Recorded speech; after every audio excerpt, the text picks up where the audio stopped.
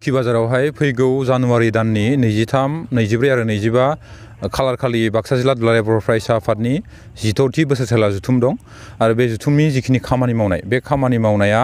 मथा-मथि जों साननो हायो जे 50 आरो 60 जौखोन्दोनि सायाव जाफुंबाय आरो बेवहाय गाहाय आलासि हिसाबै सोर नुजाथिफैगोन होनना फोरमायगोन?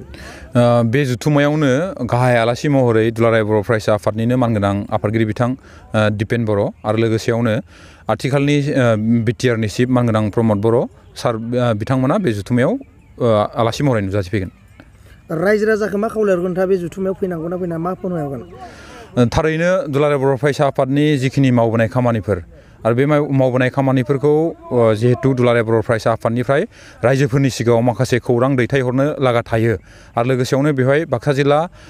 दुलाराय बर' फरायसा आफादनि जि बोसोरसेनि मावबिदां बे मावबिदांफोरखौ बेवहाय फोसावनाय जिहेतु जागोन ओंखायनो आं सानो बा आं खावलायनो लुगैयो जोंनि बाक्सा जिल्ला नि बेन्दोङाव थानाय गासैबो रायजो राजाफोरा जाहाथे नैबे जुथुमायाव नुजाथिफैनानै दुलाराय बर' फरायसा आफादनि आरो फैबाय थानाय जि बिटिसिनि जिखिनि मावनो लानाय खामानिफोर बेखौ जाहाथे बे जुथुमायाव फैनानै मिथिलाङो बेखौ आं खावलायगोन आरो बेवहाय गासै सानथाम 23, 24 आरो 25 जानुवारि खालार खालि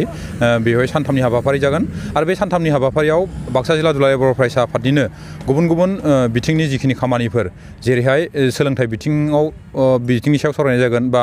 आबादारि बिथिंनि सायाव सावरायनाय जागोन आरो बेजों लोगोसेनो जिखिनि बादायनाय थुनलाइयारि बादायलायनाय गेलेनाय बादायलायनाय बा हारिमु बादायलायनाय देंखो मु 1, 2, 3नि जिखिनि बादायलायनाय बे बादायलायनाय हाबाफारिया बे सानथामनि गेजेराव जागोन आरो